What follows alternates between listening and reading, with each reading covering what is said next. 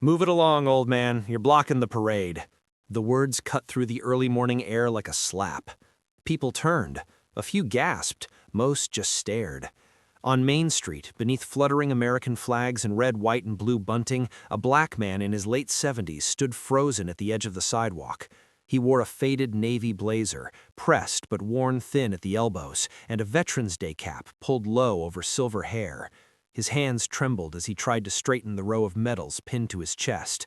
One had slipped sideways. Just one. But his fingers, stiff with age and arthritis, refused to cooperate. I'm trying," the man said quietly, his voice barely rising above the marching band warming up down the block. The volunteer marshal, a younger man in a bright vest, sighed loudly, rolling his eyes as if patience itself were a burden. "We don't have time for this," he snapped. "This is a parade, not a history lesson. If you can't keep up, step back." A murmur rippled through the crowd. Some looked away. Others shifted uncomfortably. A few nodded, as if agreeing. The old man's shoulders sank just slightly, not in defeat, but in something far heavier, a familiar weight, one he'd carried before. He glanced down at the crooked medal again, the bronze star. His thumb brushed it with care, almost reverence. "I just want it straight. This one matters," the marshal scoffed. "They all matter, sir. Now please, move." The band struck its first note. Drums rolled. The parade was starting, with or without him.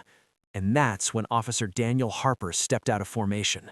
He hadn't planned to. He was supposed to be 10 paces back, maintaining the perimeter with the other officers lining the route. Crowd control, smiles for cameras, routine. But something in the old man's posture stopped him cold. It wasn't confusion. It wasn't weakness. It was restraint. The kind learned the hard way. "Hold up," Daniel said, his voice calm but firm. The marshal turned, startled. "Officer, we're trying to keep things moving." Daniel didn't raise his voice. He didn't need to. "Give him a minute." The marshal hesitated. "Sir, with all due respect." "With all due respect," Daniel repeated, stepping closer, "this man earned his place here." Silence fell awkwardly between them. The old veteran looked up then, surprised, not by the interruption, but by the tone. Respectful, steady, no impatience. Daniel crouched down without asking. The crowd leaned in. Up close, Daniel could see the details others had missed. The careful shine on the shoes, the way the blazer had been mended at the seam, the faint scar running along the veteran's jawline half hidden by age. "These medals," Daniel said gently, "they slippin' on you?" The man nodded once. "My hands don't work like they used to." Daniel reached out slowly. "May I?" The veteran studied him for a moment, measuring, remembering. Then he gave a small nod. Daniel adjusted the pin carefully, straightening the bronze star until it sat perfectly aligned with the others.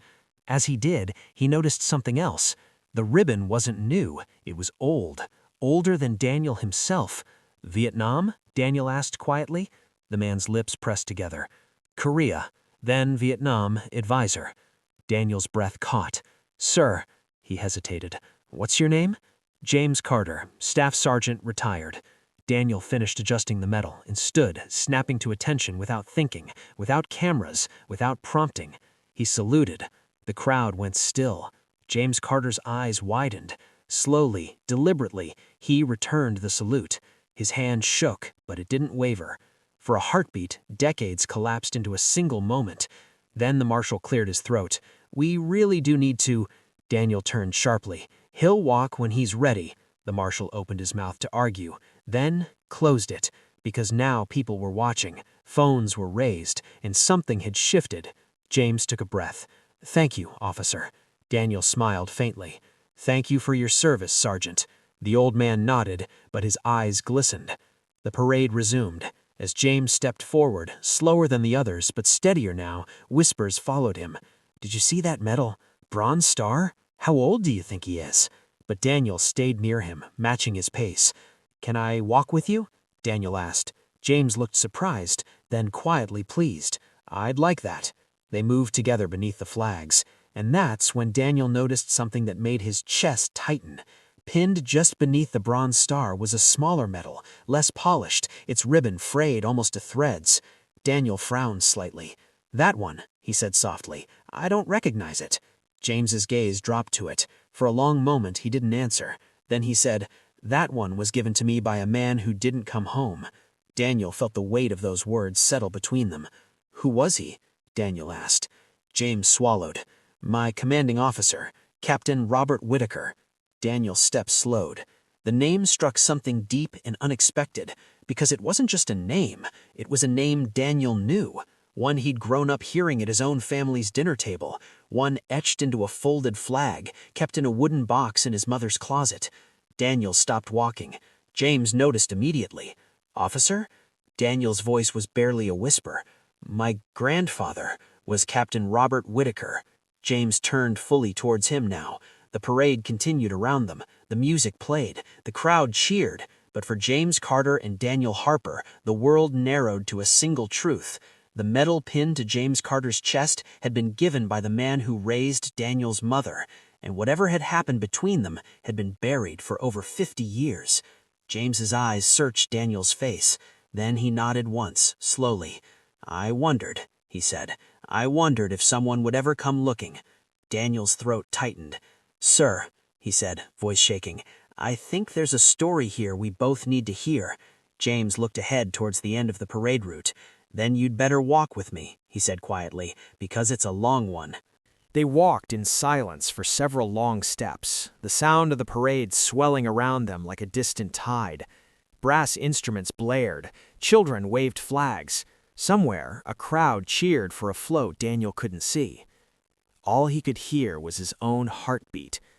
Captain Robert Whitaker, his grandfather, a name that lived in Daniel's childhood like a half-closed door, always there, never fully opened. A framed photograph on the mantel, a folded flag in a shadow box, a man spoken of with pride, but also with restraint, as if too many questions might disturb something fragile.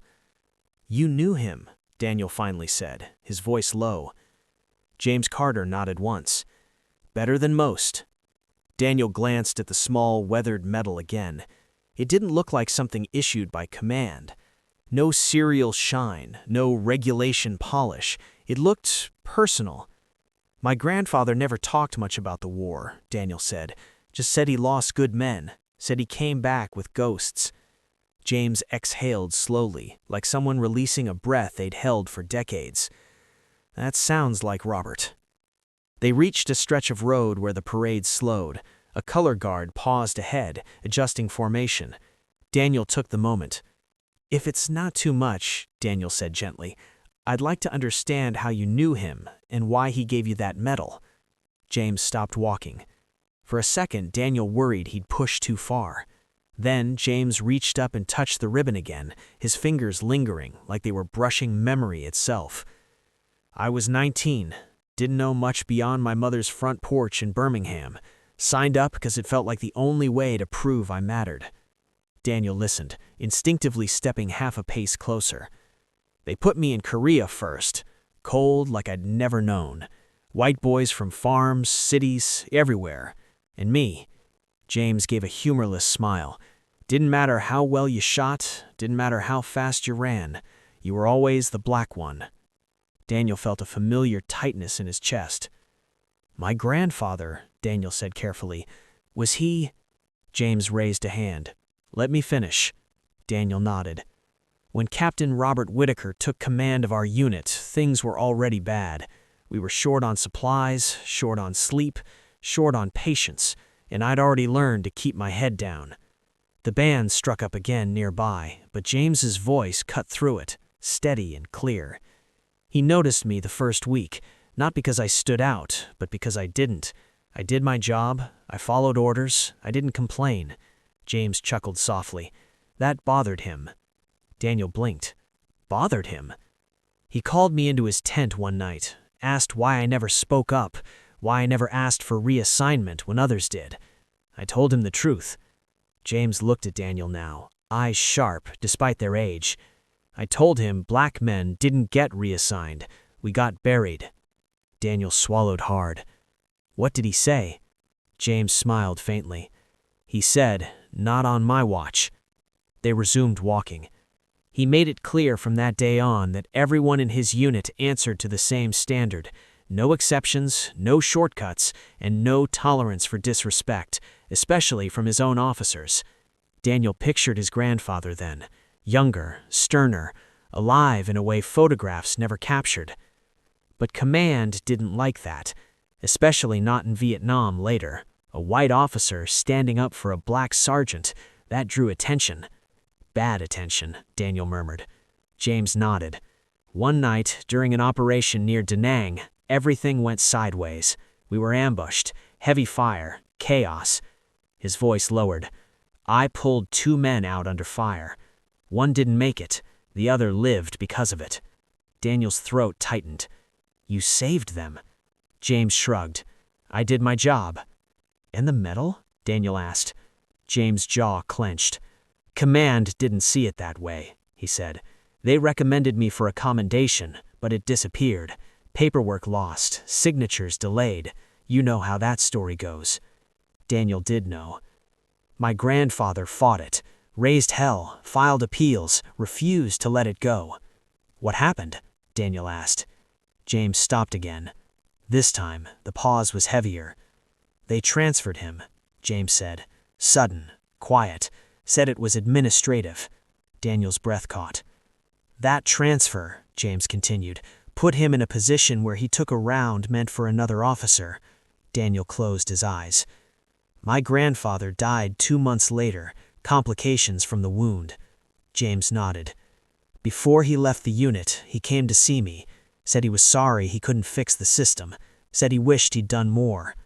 James reached into his blazer pocket carefully, slowly, like his hands were carrying glass. He gave me this, James said, holding up the small medal.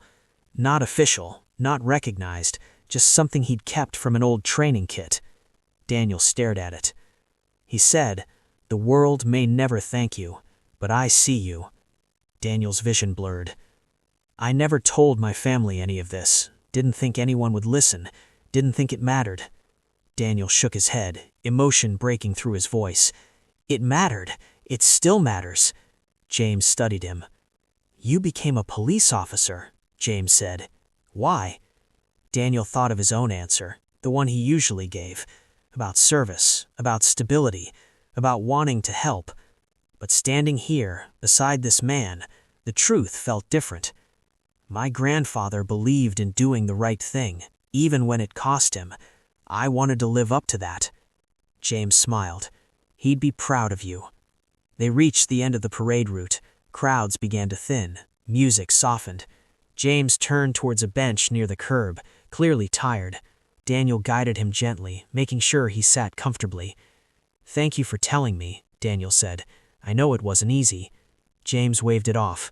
Truth usually isn't. He looked up at Daniel, expression thoughtful. You helped me today, James said, with more than my medals. Daniel shook his head. You helped me. James reached out and gripped Daniel's wrist with surprising strength. Then promise me something, James said. Anything, Daniel replied. Don't let his name be remembered only for how he died. Let it be remembered for how he stood. Daniel nodded, eyes wet. I promise. Neither of them noticed the woman standing a few feet away, her phone lowered slowly from where she'd been recording. She stared at the 2 men, one young, one old, connected by a truth older than both of them. And before the day was over, millions of others would too, because some stories refuse to stay buried, and some medals carry more weight than gold.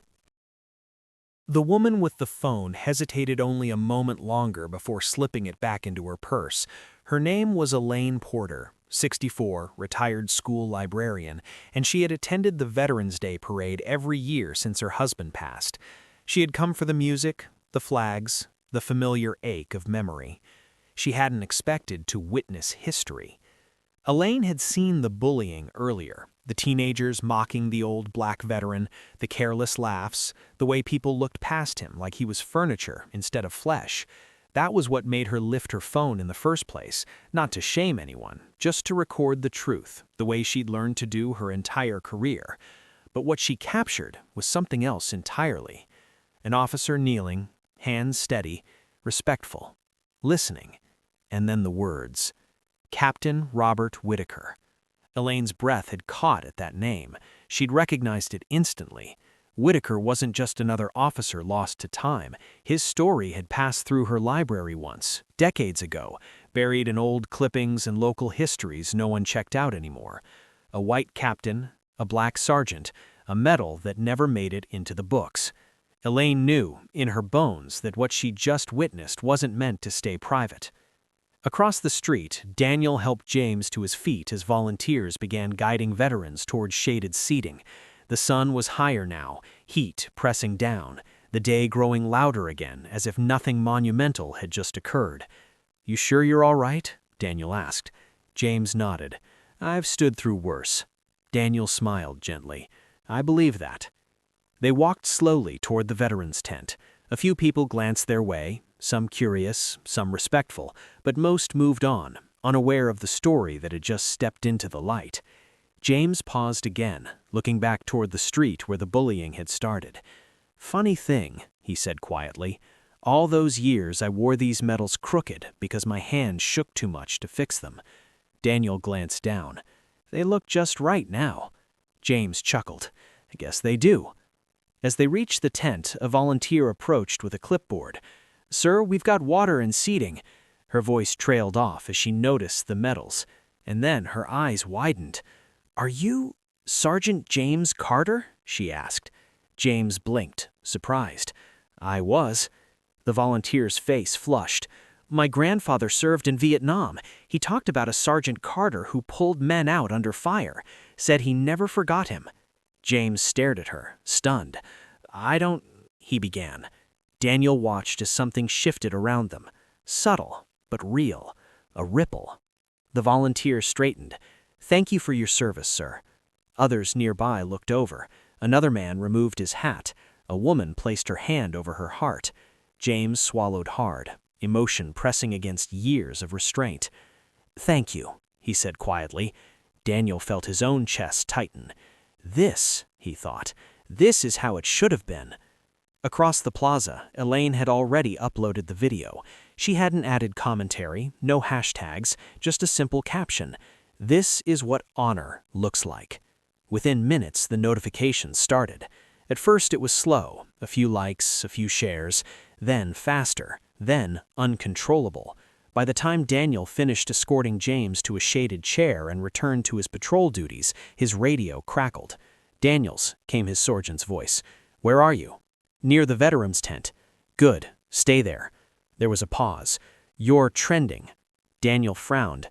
"Sir? Your face is all over social media. Someone caught you helping a veteran. Captain wants to see you after the parade."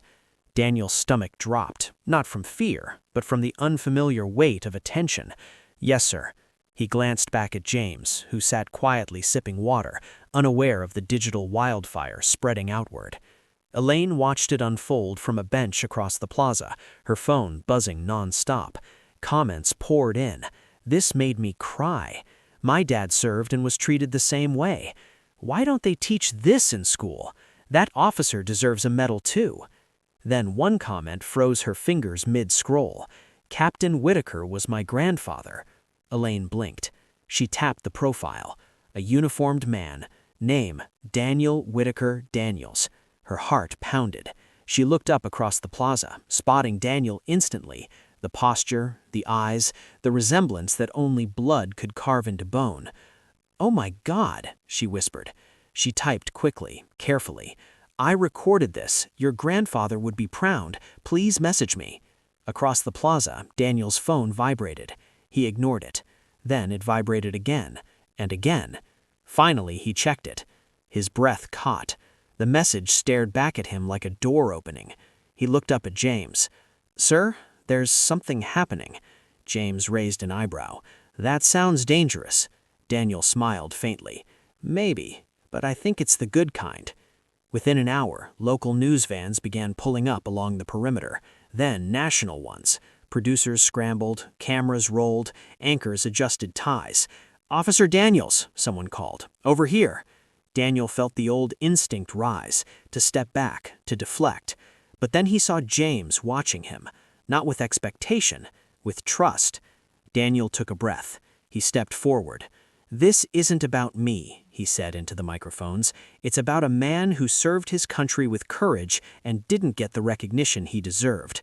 He gestured toward James. "This is Sergeant James Carter." The camera swung. James froze. Daniel leaned close. "You don't have to speak if you don't want to." James looked at the crowd, at the cameras, at the world finally paying attention. Then he straightened his back. "I want to speak," he said. Silence fell. "I didn't come here today to be a symbol," James said, voice steady. "I came to honor the men I lost and the ones who stood up for me when it cost them." He paused. Captain Robert Whitaker was one of those men. Gasps rippled through the press. Daniel felt his throat close. James continued.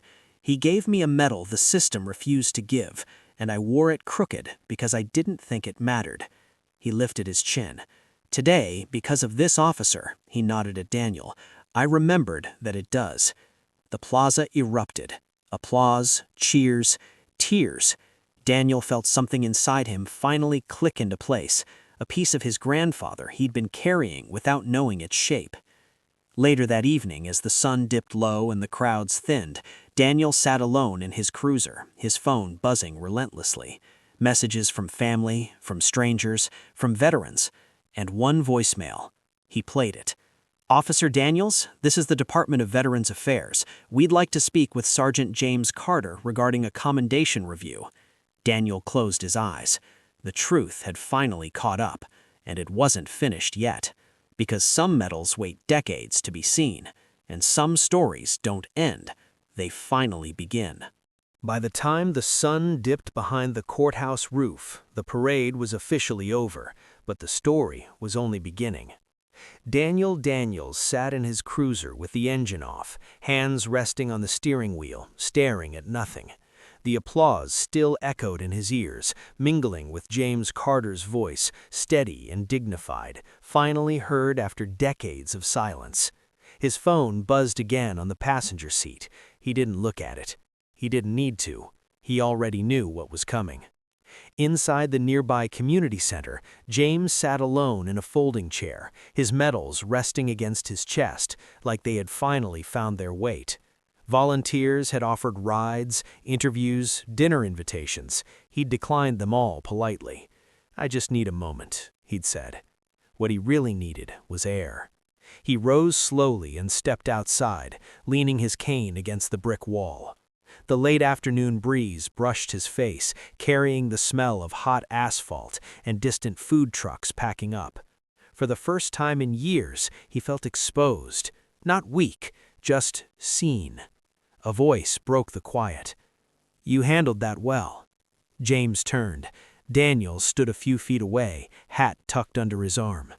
"I didn't plan to say any of that," James replied. "Guess it was overdue." Daniel nodded. "Most truths are." They stood in silence for a moment. Then James spoke again, his tone shifting. "You know," he said, "those boys from earlier, the ones laughing?" Daniel stiffened. "Yes, sir." "They weren't the first," James continued calmly, "and they won't be the last. I've lived long enough to know that." Daniel clenched his jaw. "I should have stepped in sooner." James looked at him, eyes sharp despite their age. "No, you stepped in when it mattered." Daniel swallowed. Across the street, 3 figures lingered near a pickup truck, the same teenagers from earlier, now quieter, their confidence replaced with unease. They watched from a distance, phones in hand, whispering among themselves. One of them scoffed, "Man, this is blown way out of proportion." Another muttered, "Dude, my uncle just texted me, said that old guy's a war hero."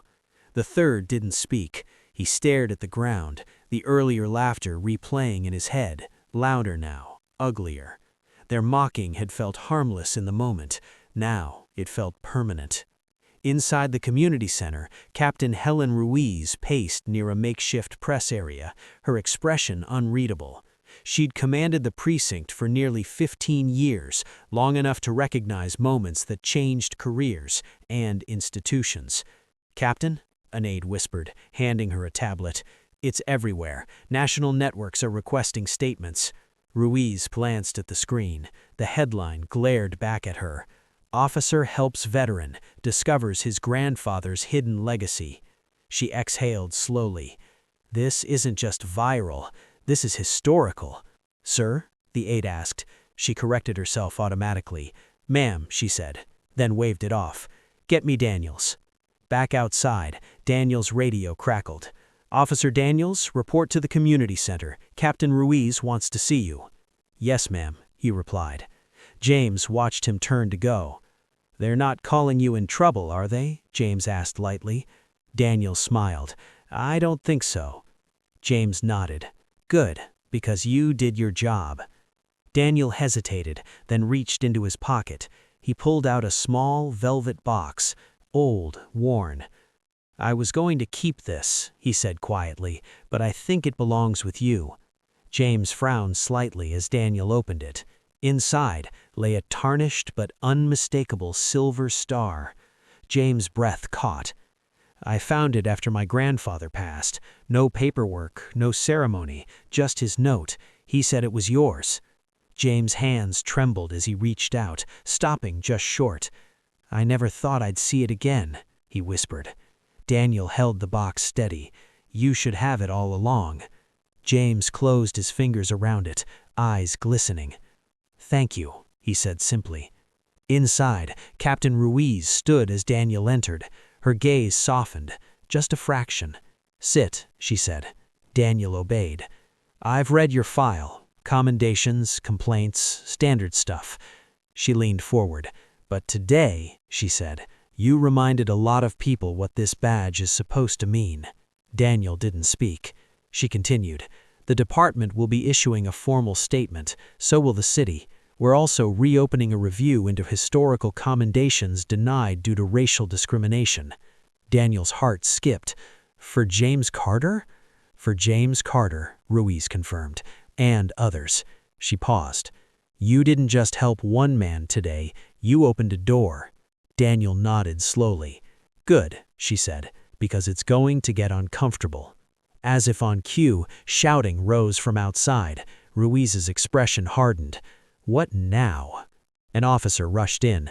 Captain, protesters, small group, they're claiming this is political theater. Daniel stood. Let me handle it. Ruiz studied him for a long second, then nodded. Go. Outside, a handful of men waved signs hastily written. Stop virtue signaling. Respect all vets. This isn't about race. James stood nearby, watching quietly. Daniel approached the group, posture calm. This is a permitted area, Daniel said evenly. You'll need to keep moving. One man sneered. You cops pick favorites now? Daniel met his gaze. We pick decency. Another shouted. That old guy got special treatment. James stepped forward. I earned what I never received, and if that offends you, that's your burden, not mine. The crowd fell silent. The protesters faltered, muttering as they dispersed. James turned to Daniel. Still uncomfortable? Daniel nodded. Yes, sir. James smiled.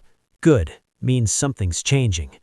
That night, Daniel sat at his kitchen table long after dark, scrolling through messages. One stopped him cold. A scanned document, old letterhead, faded ink, from the Department of Defense. Subject, Commendation Review, Sergeant James Carter. Status, approved. Effective immediately.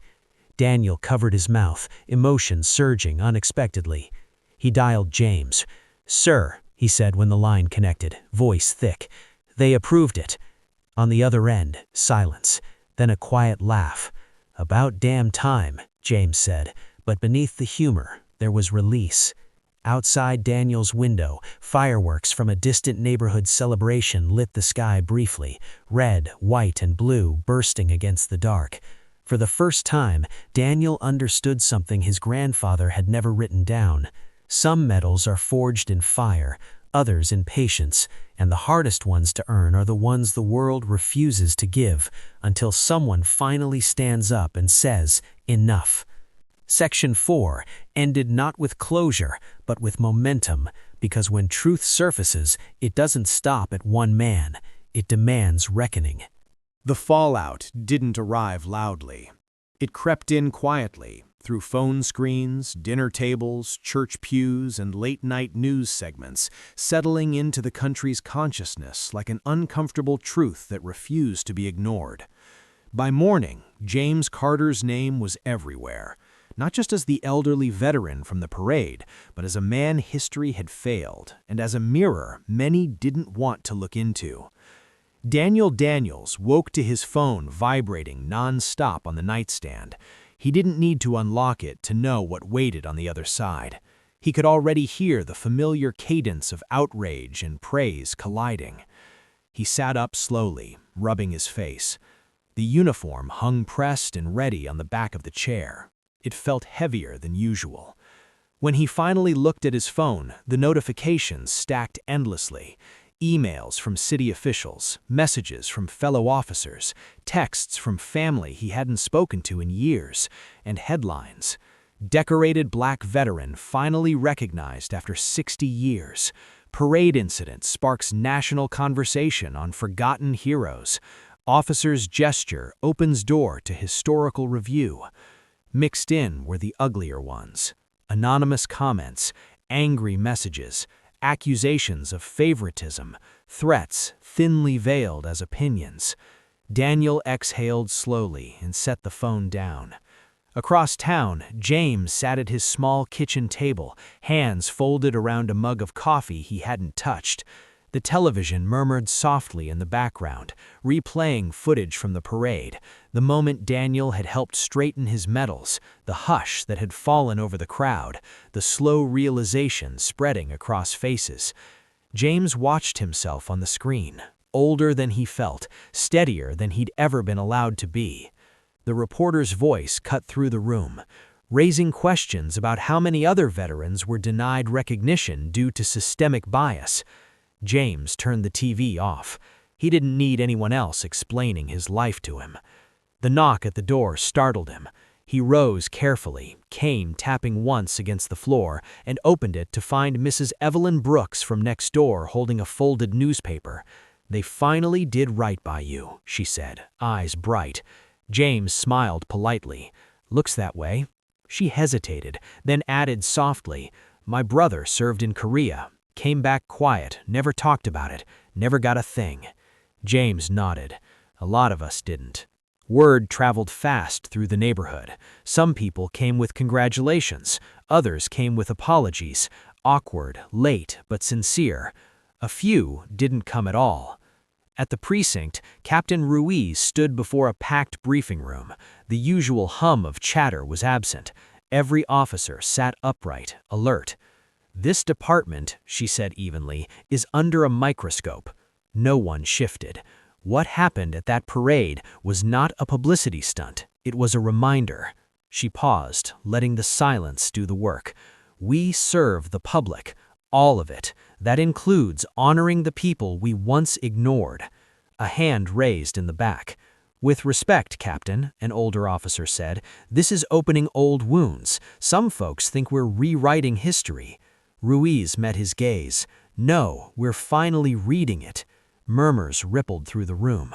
She gestured toward Daniel. "Officer Daniels will be assisting with a temporary task force reviewing historical commendations, voluntary participation." Daniel felt dozens of eyes on him, some approving, some resentful, some curious.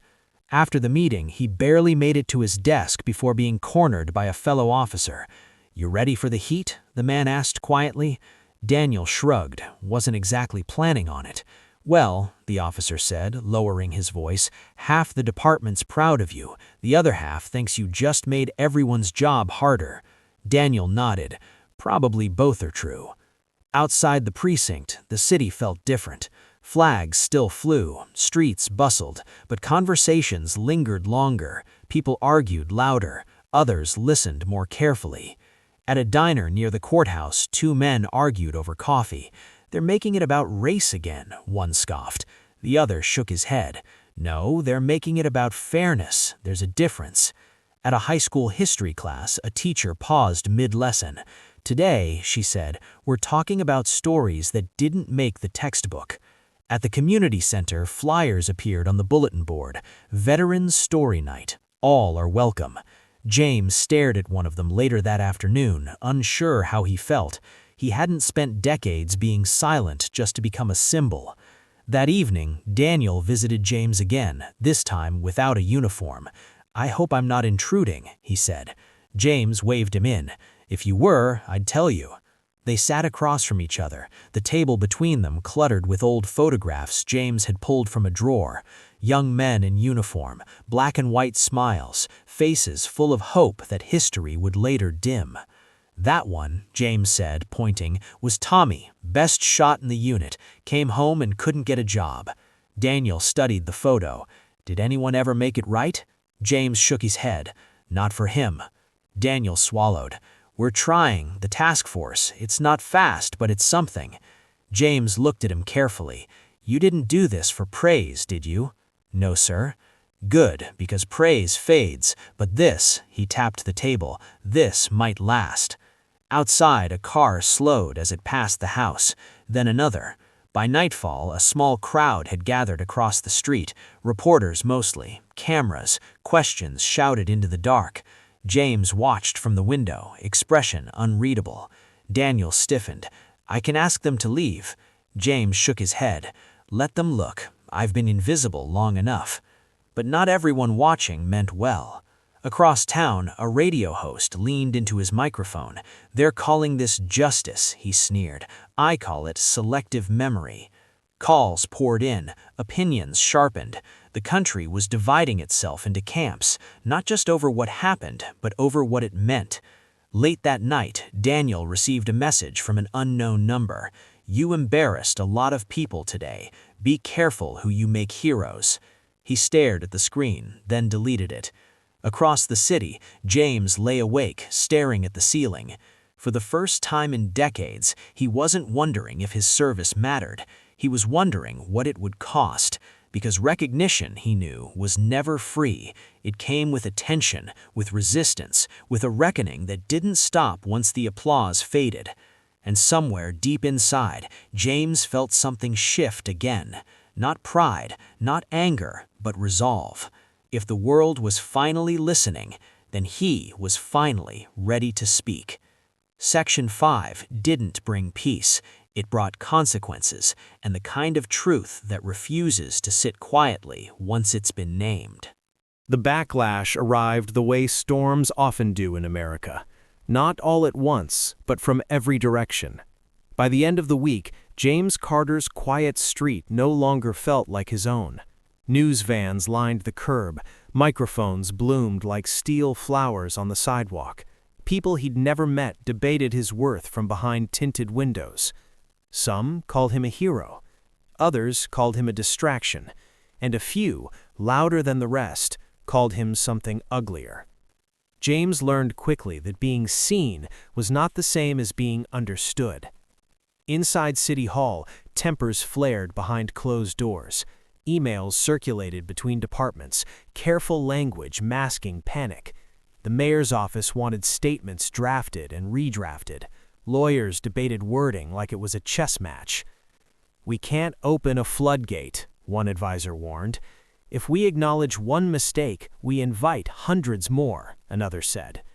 Someone else replied quietly, "Maybe that's the point." Daniel Daniels felt the pressure tightening around him like a collar pulled too snug. He'd expected criticism. What he hadn't expected was how personal it became.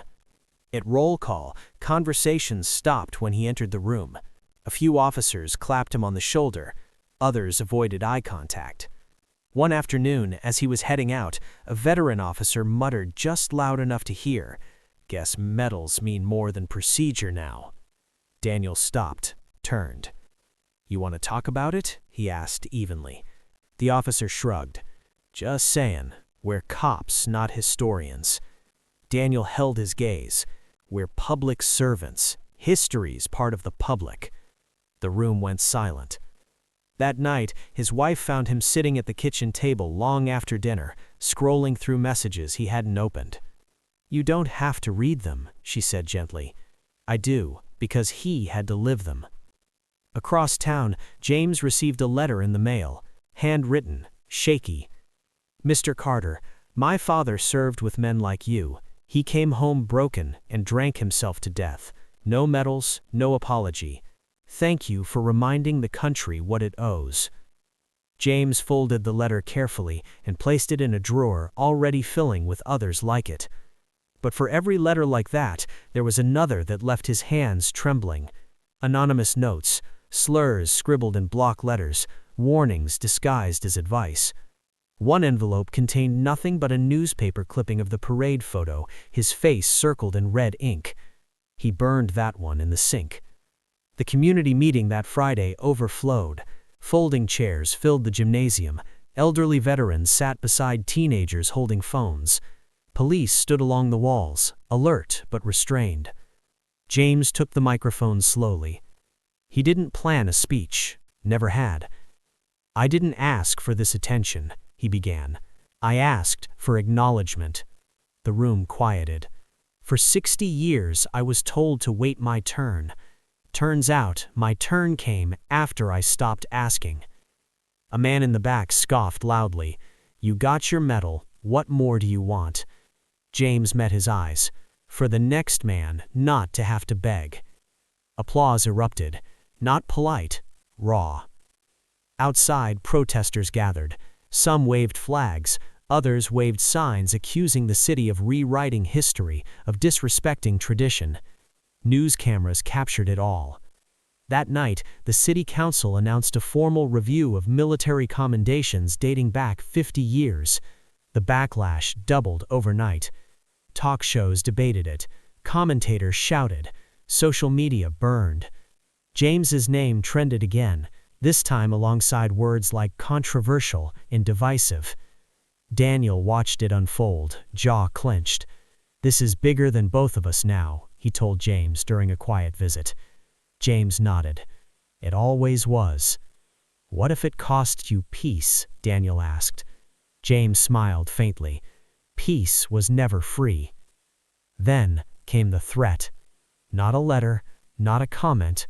A brick through the window at James's house at 2 a.m. No note attached, just shattered glass and a message loud enough to wake the neighborhood. Police lights flooded the street. Neighbors came out in robes. James sat on the couch, hands steady, staring at the broken window. Daniel arrived minutes later.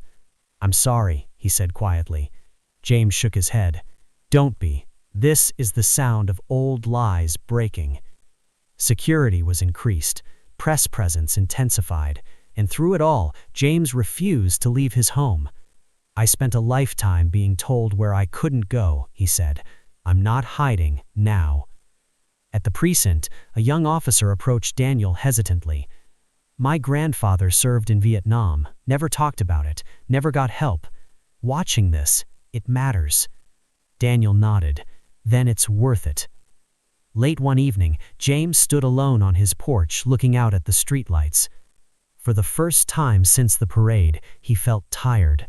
Not in his bones, but in his spirit. Recognition brought truth. Truth brought resistance, and resistance had brought danger. But it had also brought something else. Momentum. Because while the loudest voices argued, quieter ones were listening, learning, remembering. And once people remember, they don't forget again so easily. Section 6 didn't ask whether the country was ready. It showed what happens when the past finally demands to be heard and refuses to whisper. The turning point didn't arrive with applause or headlines. It arrived quietly, in a room filled with dust, filing cabinets, and a single flickering fluorescent light. James Carter sat at a long metal table inside the county records office, his coat folded neatly over the back of a chair. Across from him were 3 archivists, a military historian, and one woman from the mayor's office who hadn't spoken since she arrived. Boxes were stacked everywhere, cardboard softened by age, labels faded to near ghosts. This is everything we could find, the historian said gently. Unit reports, after-action summaries, personnel logs. James nodded. Then let's start. hour after hour passed, his papers were unfolded, flattened, examined, dates checked, names whispered aloud like prayers. Most files told the same story James had known his entire life: incomplete, redacted, dismissed. But then, near the bottom of a box labeled 1962 to 1964, miscellaneous, an archivist froze. "Wait," she said, "this one's different." She slid a thin folder across the table. Inside was a field report, typed, yellowed, and signed by a lieutenant long since deceased. James leaned forward. The words hit him like a held breath finally released. Enemy fire encountered. Specialist James Carter provided cover while evacuating wounded personnel under sustained attack, refused retreat until final man was secured. James closed his eyes. That was the hill. The one he still dreamed about. The one where Eddie fell, where blood soaked into red dirt, where orders were shouted and ignored because survival mattered more. This report, the historian said carefully, was never forwarded to commendations. The woman from the mayor's office finally spoke. "Why?" The archivist turned the page. "There's a handwritten note in the margin." James swallowed. He already knew. The archivist read aloud. "Action commendable, but unit already exceeded quota. Further recognition unnecessary." Quota.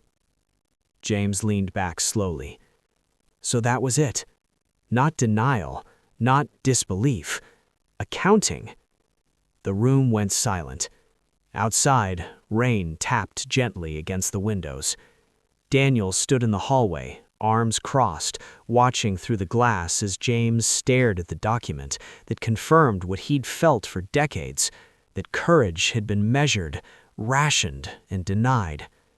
When James emerged, his face was calm, too calm.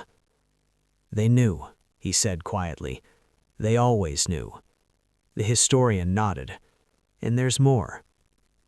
More. That word spread like fire. Within days, additional files surfaced. Other names, other acts, same margins, same notes. Patterns, not accidents. The city had expected closure. Instead, it had opened a door it couldn't shut. Veterans came forward, not shouting, not demanding, just standing up. A Korean War medic whose citation was lost. A black Navy diver denied advancement despite saving lives. A Latino radio operator whose heroism was credited to a superior officer. Stories stacked like bricks. The backlash shifted. The same voices that once dismissed James as an exception now struggled to explain why there were so many like him. National attention followed, not sensational, but serious. Congressional inquiries, Defense Department statements, promises of review. James was asked to testify. He didn't want to, but Daniel looked at him and said, "If not you, who?" The hearing room was colder than expected. Cameras everywhere, lawmakers shifting in their seats. James adjusted his jacket, the once forgotten medal now pinned where it always should have been. He didn't raise his voice. He didn't accuse. He told the truth. "I didn't come here for revenge. I came because silence keeps happening when we don't speak." One senator cleared his throat. "Mr. Carter, are you suggesting systemic bias?" James met his gaze. "I'm suggesting memory selective enough to forget men who didn't fit the picture." That clip played everywhere, not because it was dramatic, because it was undeniable. Back home, the neighborhood changed. People waved, left notes. One afternoon, a teenage boy knocked on James' door holding a school project. He said, "My teacher says I should interview a local hero. My grandma told me about you." James smiled. "Come in." The boy listened wide-eyed as James described things no textbook ever had. That night, James sat on his porch again, Same chair, same streetlights, but something felt different. Lighter. Daniel joined him, handing over a cup of coffee. "They're renaming the community center. After you." James scoffed softly. "I didn't ask for that." "No," replied Daniel, "but someone else needed it." A pause. "Do you regret it?" Daniel asked, speaking up. James looked out at the street. "I regret waiting so long," he said. In the weeks that followed, the Defense Department announced a posthumous and retroactive review initiative. Medals were awarded, families notified, graves visited. Some veterans cried. Some stood straighter. Some finally rested. At a small ceremony, James was invited to stand at the front, not as a symbol, but as a witness. When the first corrected medal was placed around another man's neck, James felt something loosen in his chest. This wasn't about him anymore. It never had been. It was about correction, about truth catching up with time, about an officer who knelt in the street and chose compassion over procedure, about a country forced, gently, firmly, to look at itself. As the crowd dispersed, an elderly woman approached James, gripping a faded photograph. "My husband never came home," she said. "But now I know he mattered." James held her hand. "He always did." Section 7 wasn't a victory lap. It was the moment the story stopped being singular and became collective. And once that happened, there was no going back. Because history, when corrected, doesn't whisper, it echoes. The final reckoning didn't come with a parade. It came with a letter. James Carter found it in his mailbox one quiet morning, tucked between a grocery flyer and a utility bill. The envelope was thick, cream-colored, stamped with an eagle seal he recognized instantly, the Department of Defense. He stood there for a long moment, fingers resting on the edge, as if the paper itself carried weight. In a way, it did. 60 years of it. He carried the letter inside, sat at the small kitchen table where so many ordinary days had passed, and opened it slowly. The words were formal, precise, measured. On behalf of the United States of America. Failure to recognize valor due to administrative error and systemic oversight. Official correction of military records. James read the last line twice. "You are hereby awarded the Silver Star for gallantry in action." His hand trembled, not because he needed the medal, but because of everything it represented.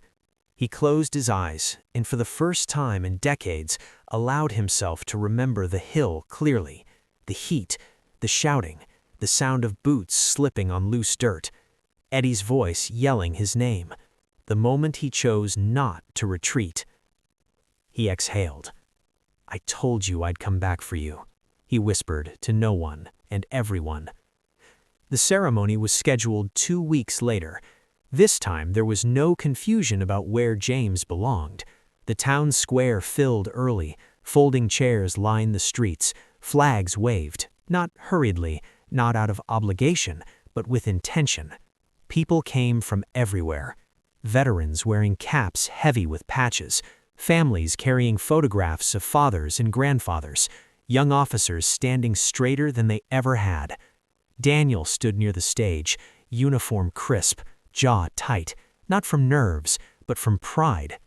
When James arrived, the crowd stood, not because they were told to, because they understood.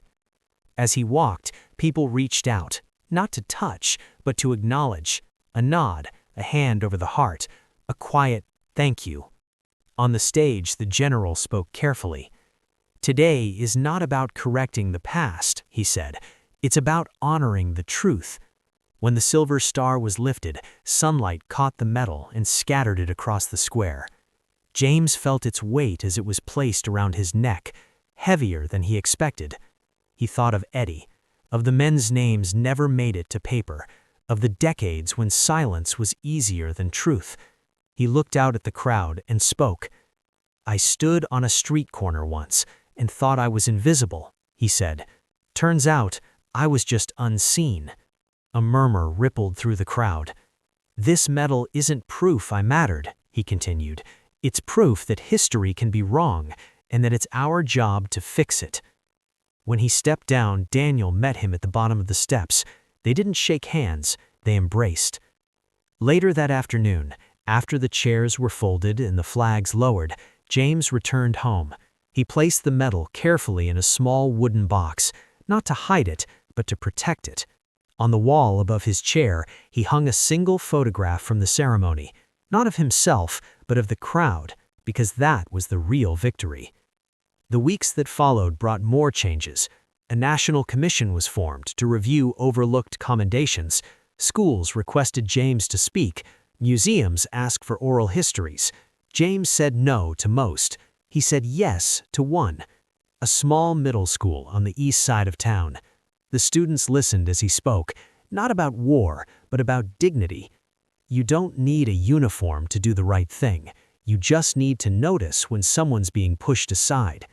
After the talk, a young girl raised her hand. "My grandpa served," she said. "He never talks about it." James smiled gently. Sometimes silence means pain. Sometimes it means waiting. That night, James sat on his porch again. Same chair, same streetlight. But now, neighbors waved from their windows. A boy rode past on a bike, saluting clumsily. A woman walking her dog paused to say hello. Daniel joined him with 2 cups of coffee. "You know, they're teaching this in the academy now, the Carter case." James chuckled. "Never thought my name would be attached to anything official." Daniel looked at him. "You changed things." James shook his head. "We changed things." They sat in comfortable silence. Somewhere down the street, music played softly. Life moved forward. Before heading inside, James looked up at the sky. Wide, dark, endless. For the first time in his life, he felt complete. Not because he was finally recognized, but because he was no longer erased. And somewhere in the quiet spaces of history, where truth waits patiently to be found, other names were rising too, no longer buried, no longer forgotten. The story didn't end with a medal.